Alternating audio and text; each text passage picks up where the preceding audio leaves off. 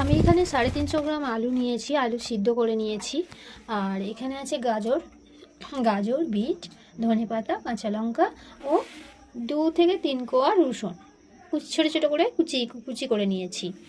এবার এগুলো সব আমি এর মধ্যে মিশিয়ে দেব। আলুটা একটু গরম আছে, তাই একটু ঠান্ডা হবার অপেক্ষা করব। আমি এই সব গাজর, বিট, ধনেপাতা, কাঁচা লঙ্কা, এই রসুন কুচিটাও কিন্তু এর মধ্যেই দিয়ে দেব। দিয়ে সমস্ত উপকরণগুলো আমি একসাথে দিয়ে এবার আমি এগুলোকে ভালো করে ম্যাশ করে নেব।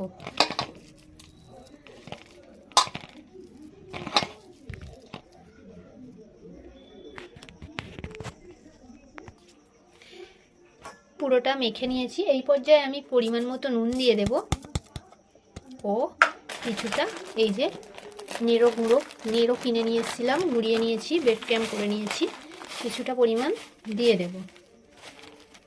নুনটা আবারও দিতে হতে পারে। এবার এগুলোকে আবারও ম্যাশ করে নেব, মাখিয়ে নেব।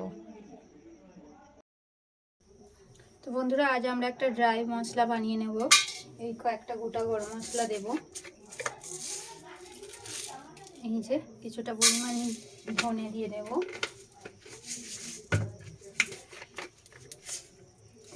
কিছুটা পরিমাণ জিরে দিয়ে দিলাম। আপনারা দেখতে পাচ্ছেন কড়াইতে ধোঁয়া উঠে গেছে। কিছুটা মৌরি দিয়ে দিলাম। স্টিলের কড়াই বলে এটা ফট করে জিনিসটা। তো বন্ধুরা, চলে এসেছি। প্রথমে গ্যাসটা জ্বালিয়ে নিলাম। একটি স্টিলের কড়া নিয়েছি। তো স্টিলের কড়াই কিন্তু খুব তাড়াতাড়ি গরম হয়ে যায়, তাই আমি গ্যাসটা একেবারে লো ফ্লেমে রাখলাম। এবার এখানে আমি ঝাল মশলা সমস্ত নিয়ে নিয়েছি। একটু কড়াইতে তেল দিয়ে দেব।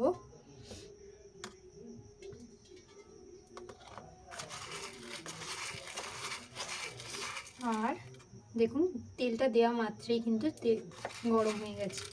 এখানে আমি 5 ফোড়ন দিয়ে দেব, অল্প একটু।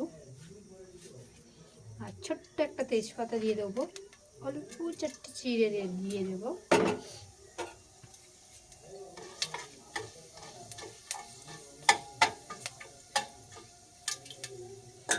সাথে সাথেই তেলটা গরম হয়ে গিয়ে কড়াইয়ের সাইড কিন্তু গরম হয়নি, কিন্তু এখানটা গরম হয়ে গেছে। তো এখানে আমার আদার পেস্ট আছে। আদা রসুন আপনারা চাইলে দিতে পারেন নিরামিষে। আমি আদা একটু পেস্ট দিয়ে দিলাম।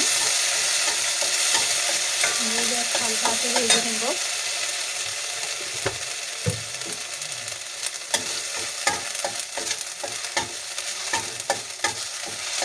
হালকা ভাজা ভাতটা হয়ে গেলে এর মধ্যে আমি বেশ হাফ চামচ হলুদ দিয়ে দেব।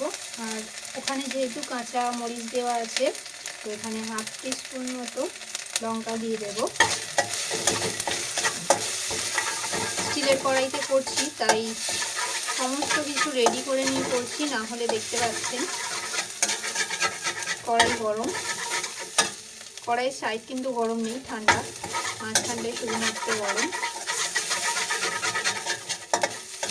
ভাবছি ভাজাটা সিলিভারের কড়াইতে করবো। তো হয়ে গেল আমার এখানে মশলাটা পুরোপুরি ভাজা হয়ে গেছে। এখানে আমি আপনাদের একটা কথা বলে দিই, ভিডিও করার সময় দেখানো হয়নি। এখানে কয়েকটা কিছুটা বাদামের কুচি ছিল, দিয়ে দিয়েছি। তো আপনারাও চাইলে দিয়ে দিতে পারেন। আর সমস্ত পুরটা আমি এইভাবে যা আছে কড়াইয়ের মধ্যে দিয়ে দেব।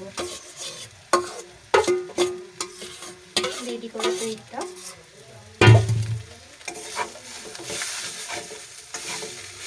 এবার এটাকে ভালো করে মাখিয়ে নেব।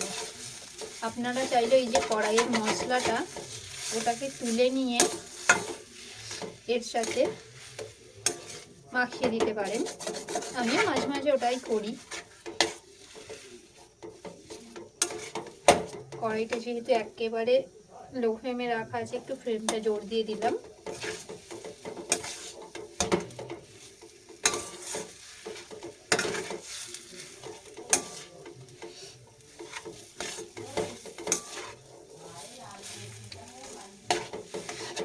জোর দেওয়া যাবে না বন্ধু, কেননা কড়াইটা স্টিলের তো কামড়ে যাবে। তো এটা ভালো করে মাখিয়ে নিই।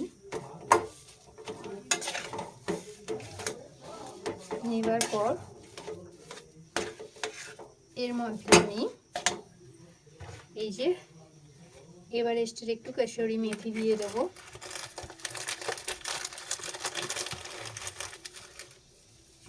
ঠিক এই এতটার মতো। এটা দেবার আগে দুটো হাতের মধ্যে নিয়ে ঠিক এইভাবে একটু রগড়ে নেবেন, নিয়ে এবার এটাকে দিয়ে দিন।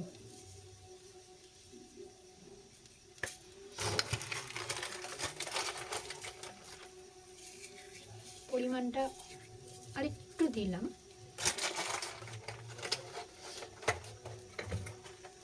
এবার এখানে আমি একটু ভাজা মশলা দেব। এর মধ্যে আছে জিরে, ধনে, গোটা গরম মশলা আর একটু মৌরি। এই মশলাটা ভাজার রেসিপিটা আপনাদের দেখাবো, এই কড়াইতেই করেছি তাই মশলাটা একটু জাস্ট ছুঁয়ে গিয়েছিল। তো বন্ধুরা বিশ্বাস করবেন না আপনারা, কাসুরি মেথিটা যে দিলাম, মেথিটার একটা সেন্টটাই আলাদা। পুরো ভেজিটেবিলের সেন্ট এসে গেছে। তো এইভাবে ভালো করে মাখিয়ে নেব। আমি জাস্ট নুনটা একটু চেক করব, তো এইটুকু সামান্য নুনটা টেস্ট করব। তো বন্ধুরা একটু নুন কম আছে, এই পর্যায়ে আমার নুনটা এখনই দিয়ে দেওয়া দরকার।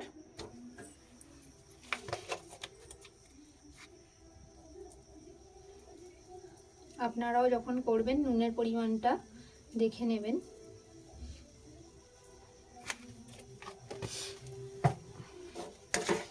নুনটা ভালো করে আরও একবার নেড়ে চেড়ে নিয়ে আমি এটাকে ঠান্ডা করতে দিয়ে দেব। আমার ফুল রেডি।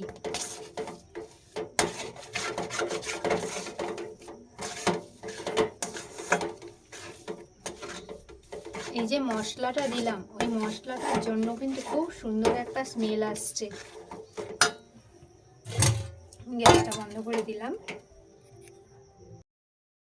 বন্ধুরা এই দেখছেন, এই হচ্ছে বেসন ও কর্নফ্লাওয়ারের একটা ছোট্ট পাতলা করে বা ব্যাটার করে নিয়েছি, পুরোটাই জল মতো। তো এখানে আমি এক পিস করে রেখেছি। এই দেখুন একটু পুর নিয়েছি। তো প্রথমে আমি এই যে নেড়োর গুঁড়ো বা ব্রেড ক্রামের মধ্যে এইভাবে একবার কোট করে নেব, নিয়ে এটাকে আমি এইভাবে এই লিকুইডটার মধ্যে ডুবিয়ে দেব। আবার আমি দ্বিতীয়বার এইভাবে কোট করে নেব। এই দেখুন হয়ে গেল। এইভাবে বাকিগুলো আমি সব করে নেব। তো বন্ধুরা দেখতে পাচ্ছেন আমি কিভাবে করছি। আবারও কতগুলো করে নিয়ে আসলাম। এইভাবে কিন্তু এগুলোকে কোট করে রেখে দিতে হবে।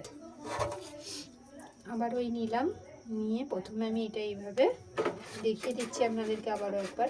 এইভাবে নেড়োর গুঁড়োর মধ্যে কোট করে নিলাম,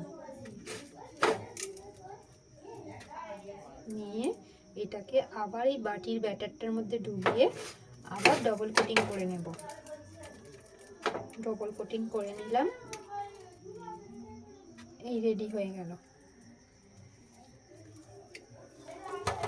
এইভাবে আবারও নিয়ে নেব। তো বন্ধুরা আমি বাকি সব কটা করে নিয়ে আবারও আসছি। তো বন্ধুরা এই দেখুন আমি সমস্তটা কোটিং করে নিয়েছি, আর এই মুহূর্তেই এতগুলো হয়েছে। আপনারা চাইলে এগুলো কন্টেনারে ডিপে টিফিনের মধ্যে ভরে ফ্রিজে মোটামুটি ওই 7 দিন মতো রাখতে পারবেন। তো আমার বাড়িতে এখন লোকজন অনেক আছে, তো এগুলো সবই ভেজে ফেলতে হবে। তো আমি এখানে সাইডে রাখছি। আমি আর স্টিলের কড়াটা বসাবো না, এবার আমি সিলভারের কড়াটা বসাবো, যাতে এগুলো ভাজতে সুবিধা হয়। এটা স্টিলের কড়াটা যেহেতু ছিটকে ছিল, আর এটা যেহেতু গাড্ডা মতো, তো এখানে ভাজতে সুবিধা হবে। এখানে আমি সাদা তেল অলরেডি ঢেলে রেখেছিলাম, আরও একটু ঢেলে দেবো অল্প করে।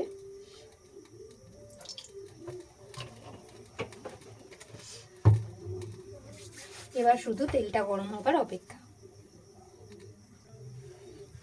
বন্ধুরা, তেল গরম হয়ে গেছে। এখানে আমি প্রথমে 4 পিস ভাজার চেষ্টা করব।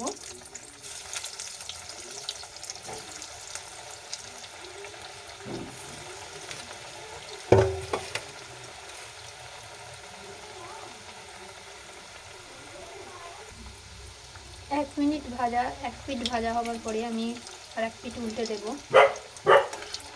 টুকটুক কি হলো? আমার বাড়ির পইতে যে টুকটুকটাকেও চিল্লাচ্ছে এই মুহূর্তে, তো কিসের জন্য জানি না। তো আরও এক পিঠ ভাজবো আমরা।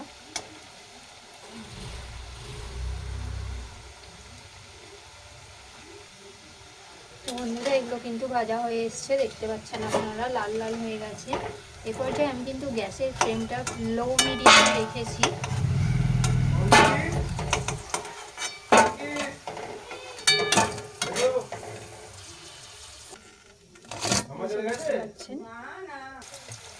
তো এই পর্যায়ে আমি পরবর্তীগুলো আবার ভেজে নিচ্ছি।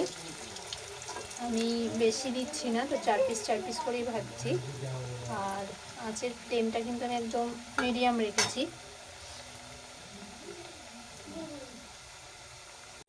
টেস্টিংয়ের জন্য নিয়ে যাচ্ছি আমার ছেলের কাছে, কি বলে দেখতে। বাকিটা আপনারাই দেখুন। আমার এখানে কিন্তু ভেজিটেবিল তৈরি হচ্ছে, এই যে এখনো হচ্ছে, তো দেখা যাক।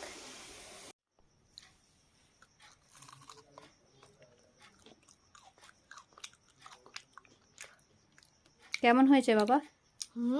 দারুণ। আবারও চলে আসলাম কিচেনের মধ্যে। আমার ছেলে যখন খাচ্ছিল জিনিসটা, একটা ক্রাঞ্চি, একটা কুড়মুড়ে ভাবটা কিন্তু খুব সুন্দর আওয়াজটা এসেছে। জানি না কতটা কি খাস্তা হয়েছে। তো বাকিগুলো আমি এইভাবে ভেজে নিয়ে আপনাদের কাছে আসছি। বন্ধুরা, এই পর্যায়ে আমি এইগুলো ভেজে রেখে দেব। বাকিগুলো এইগুলো আমার হাজবেন্ড আসলে গরম গরম ভেজে দেব। তো বাকিগুলো পরে ভাজবো।